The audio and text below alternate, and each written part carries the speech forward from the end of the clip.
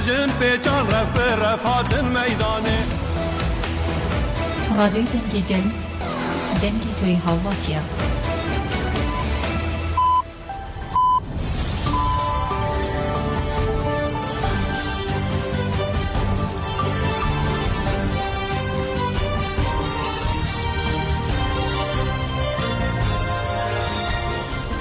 شنوندگان چان رادیو دنگ گلدن باشکودارن هجا ایرونه حزیران 2024 یک شام بروکسل ساعت 13 لامده 14 امنو چند نو روزه ده پیشکش بکندم دم آزادی ریبر آپویه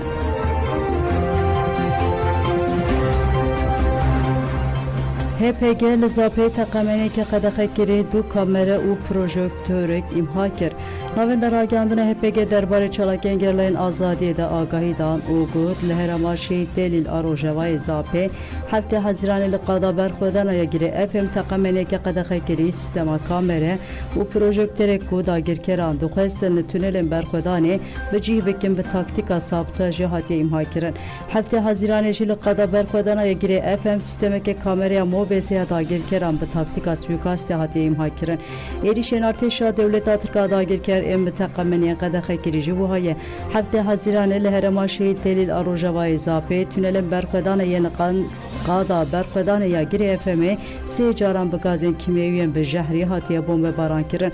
هفته حزیران لهرما خاکور که قادن خنیره جور خنیره شهید شریف دو جاران لهرما گاری قادن گیری رشید گیری سیسر دریه هرچه گوزه دشتا کافیا گیری زنگل شش جاران لهرما شهید دلیل آروژوای زاپه قادا برخودان یا گیری بهار جاره کی لهرما قاندیل قادا گیری شهید آرگش دو جاران بگیشتی 11 جاران bu balafırın şehir hatiye bomba baran kirin. Hafte Haziran leherema metina qada berxwedan ya şelazi ve helikopterin erişeji hatiye bombardman kirin.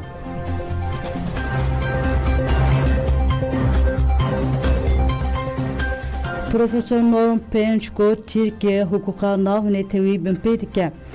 Beri demeke nuhtun nehkeseyte navdar en Almanya'ya Seroke Komite peşigirtinali işkenceye Avrupa'ya CPT alan miçerre name ekşandın. Pedenga CPT rexneker u xalasyan astatuya konseya Avrupa'yı bir xısı xesku legori ve xale tevbigere. Yekji imzevanen name profesörü hukuka navne teveyin Norm Penç derbare müjarede jane feraxevi. Norm Penç beteybeti jale hukuka navne teveye müjare nırkanto gud şertu mercenku brez Abdullah Öcalan tede girtiye letici regeze hukukaya ku neteveyin yekbuy diyar kiriye. Legori kategoriyen hukuka navne teveyi tecdeke bevire İngilizce hukuka navne teveye CPT'ye beriyana hajil leverle kolinaker o letici ve derken profesörü Almani ve ki sedem jinizikatiye valaten Rojava yala Erdoğan hükümetin Türkiye'de şandike udbeje beguman Erdoğan Türkiye jibersede mencuda yen siyasi jibu valaten Rojava geleke giringen bandora siyasiya brez Abdullah Öcalan ser civaka kurt gelekimezine jive detirsin duazın ve bandora siyasi jihole raken ve revşede yekitiye Avrupa nekare brez Öcalan hukka navne teybi pareze o nahvaze bi pareseji Profesör Doktor Norm Penç bir dikhay ku siyasete kedem bina ve komiteye jerin a peşigirtin ale işkence aneteve nekuyi ün siptint heye lübeje evre xistineke neteve nekuye u ensütiyeke juvantıre jibuku pekine erktare ku peşiri işkenceye bigire ev komiteya jerin hene çalake ez peşniardikim ku lediş ve pekanina in komünikasyon ku eşkereye ledici hukka navne teveye netenede asla Avrupa'yı da her vuha da asla neteve nek bu ideji hevdan çebibe.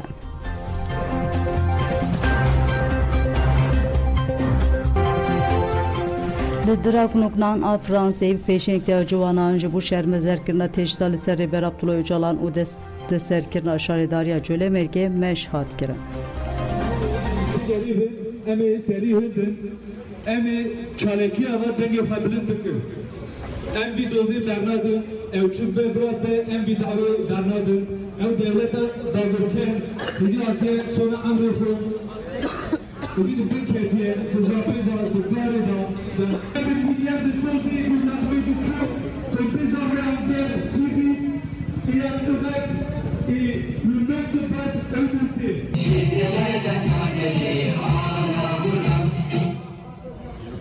شهید حکومت کشید حکومت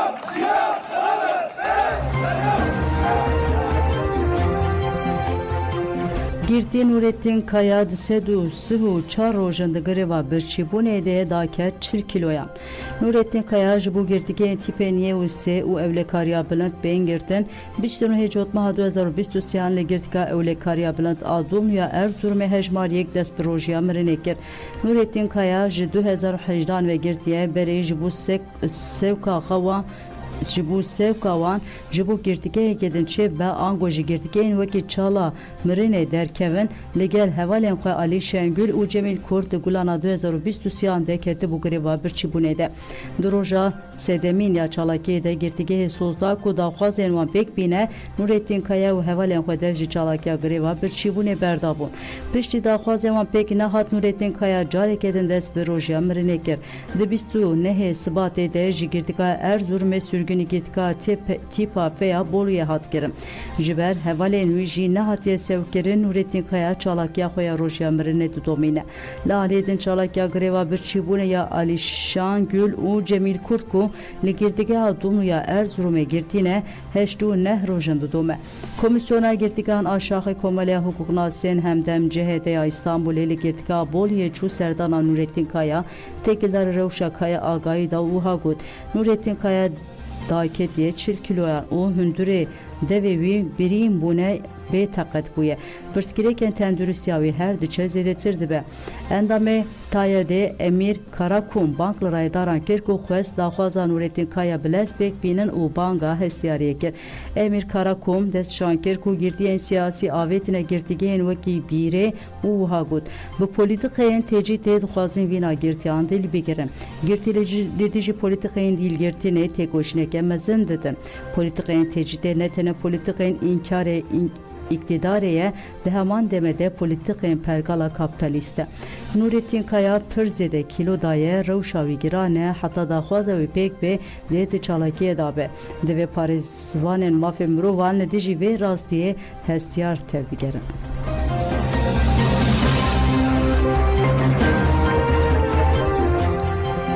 Dem Partiye ji bu mîtinga 13 Haziranê ya li Colemêrgê banga tevlîbûnê kir. Berdevka Dem Partiye Ayşegül Doğan li navenda giştiya Dem Partiye civîna çepemenê didaxist.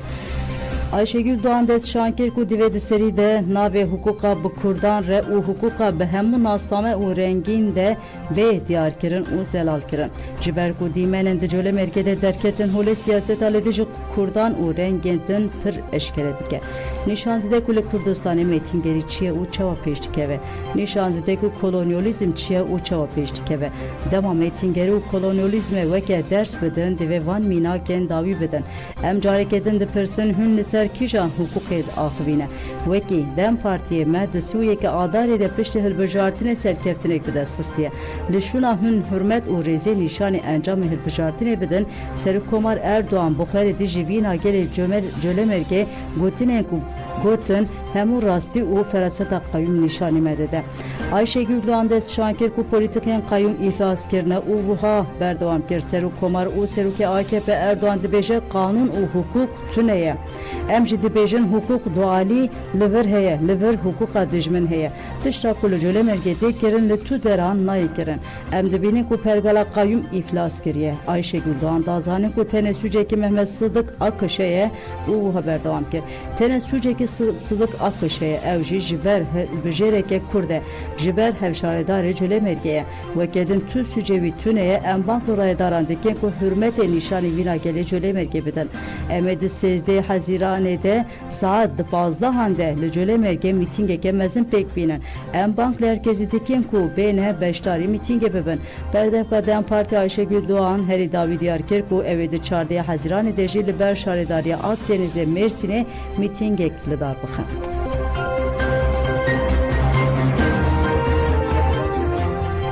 Pınar Sakık Tekin got emeli Kurdistanê rê nedin qayyuman. Hevseruka Dem Partiya Amedê Pınar Sakık Tekin anî zaman ku qayyum derbeye û got Tifaka AKP MHP bi destê qayyuman li Kurdistanê polîtikayên şerê teybet dimeşîne.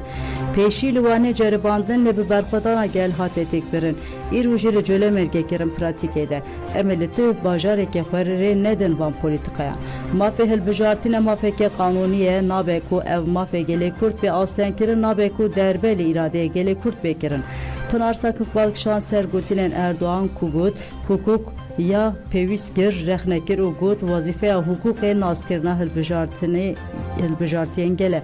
Eger hukuk hebaye pêwîst bû pêşî li dijî nelêrîtiya qayûman lêpirsîn kiribiya.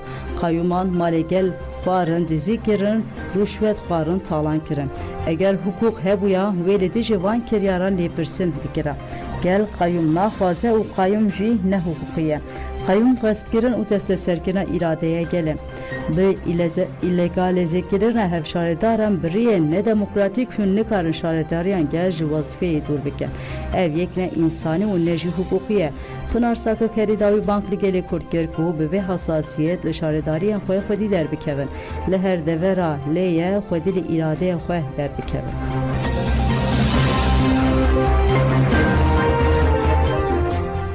Li Beyrûtê konferansa ciwanan a rûşlata navîn di roja duyemîn de di domê konferansa ciwanan a rûşlata navîn a Bakurê Afrikayê bi duruşmeya ciwan û avakirina pêşerojeke azad li paytexta Lübnan Beyrûtê di roja xwe ya duyemîn de dewam dike. Ciwanan di roja yekemîna konferansê de mijarên weke rûşlata navîn qirkirina gelan, xizanî, ketxwarî, pirsgirêkên aborî, bêkarî, koçberî û guhertina demografî nîqaş kirin. Herwa bandorên modernîteye kapitalîst jî taybet ên li ser ciwanan tên kirin, rewşa jinên ciwan, qirkirina çandî û fîzîkî, revandin û destdirêjiya li ser jinên ciwan jî hatin vegotin. Di nirxandinên derketin pêş de tevayî helwest û nêrînên ku çareserî ji derve hêvî dikin bi nêrandineke oryantalîst rûşlata navîn piçûk dibînin û hêza çareseriyê di xwe de nabîne red dikin. Beşdaran îslama siyasî û projeya rûşlata navîn a mezin red kirin. Hat gotin ciwan hêza pêşengên ku vê rûşlata navîn ber bi demokrasiyê ve bibin. Di roja duyemîn de atölye hatine darxistin ciwan krîzên awhewayê wêrankarina xwezayê, rola ciwanan di pêşgirtina qirkirina xwezayê, avakirina jiyaneke ahlaqî û dürûst û pirsgirêkên jinên ciwan, nêzîkatiyên desthilatê ku ciwanan ji bo berjewendiyên xwe bikartînin û tevahiyê cûreyên cudekariyê nîqaş dikin. Konferans dê bi encamnameyeke bidawî bibe.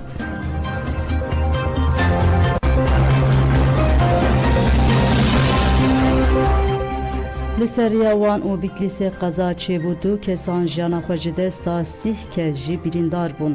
Li riya wan û Bitlisê otobüsekê rêviyan a firmaya Van Gölü û bargihilgirek li nêzî tünela Küskün Kiranê li hev qelibîn. Di qezayê de ajûkarê otobüsê û rêviyekî otobüsê jiyana xwe ji destan sih kes birîndar bûn ku birînên 4 kesan giran e. Piştî qezayê gelekê tîmên tenduristiyê tîmên agir vemirandinê û polîs çûn cihê qezayê. Tîmên tenduristiyê birîndar bir nexweşxaneyên li derdorê.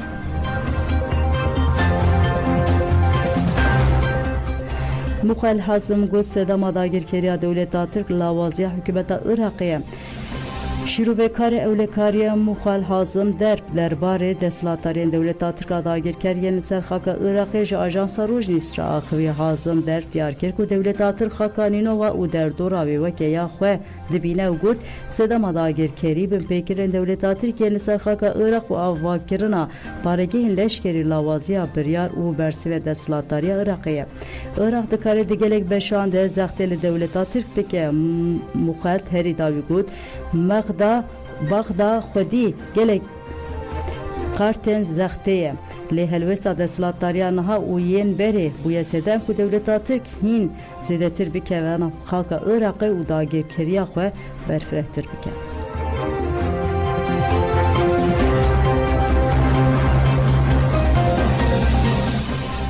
Ji bo hilbijartinên Parlamenta Ewropayê li 27 welatên Yekîtiya Ewropayê dengdan pêk tê. Ji bo hilbijartina 720 endamên Parlamenta Ewropayê ji 7 Hezîranê û vir ve li Yekîtiya Ewropayê dengdan tê kirin.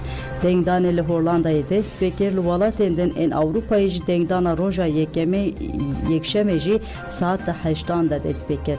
Bi vê hilbijartinê re ku sala 1979 û vir ve tê kirin nêzî 306 milyon hilbijêr nûnerên xwe yên Parlemena Ewropayê diyar dikin. Ji bo hilbijartinê jî bend li gorî welatên ji sedî 2 heta ji sedî 5 e. Li Fransayê benda hilbijartinê ji sedî 5 e. Di hilbijartinên 2019 de 6 lîsteyên Fransayê di ser rêjeya ji sedî 5 dengan wergirtin. Tê texmînkirin ku îsal 7 lîste bendê derbas bikin. Piştî ku dengdan qediya wê ji saet 25 ve wên encam bên eşkerekirin. Her wiha tê plankirin ku Parlemena Ewropayê bi eşkerekirina dengan re li gorî texmînên neteweyî têkildarî parlamenta nû projeksiyoneke biweşîne. Hejmara kursiyên parlamentê ku navendê wê li Strasbourgê 705 bû. Lê piştî ku Brîtanya ji nava Yekîtiya Ewropayê derket hejmara kursiyên li parlamento bû 720.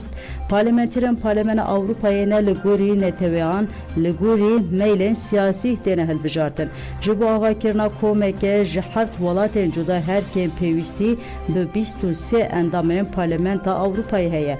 Li Parlemena heyî hêza siyasiya sereke bi 176 kursiyan Partiya Gela Ewropayê EPP'ye. Piştî wê jî 139 kursiya îtifaqa pêşverû ya demokrat û sosyalîstan tê.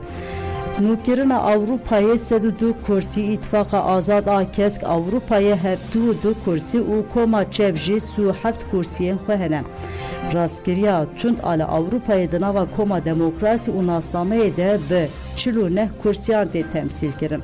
Koma reformîst û muxafazekarana Ewropayê jî xwedî 69 kursiyan e.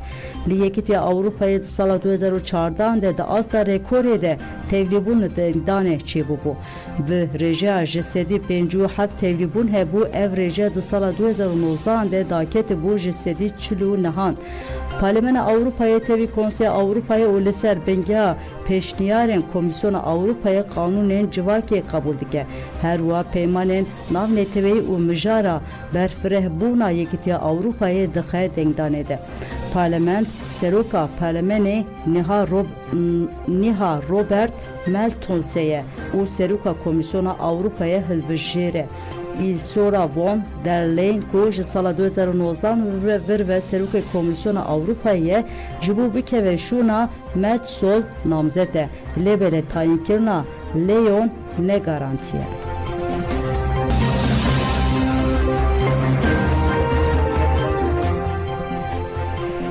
Nûçemeya dawiya Kolombiya ve firotiya komir a ji İsraîlê re betal bike. Lîderê çepkir li ser hesaba xwe ya X'ê daxuyanî da û got heta ku qirkirin disekine em ê îxracata komir İsraîlê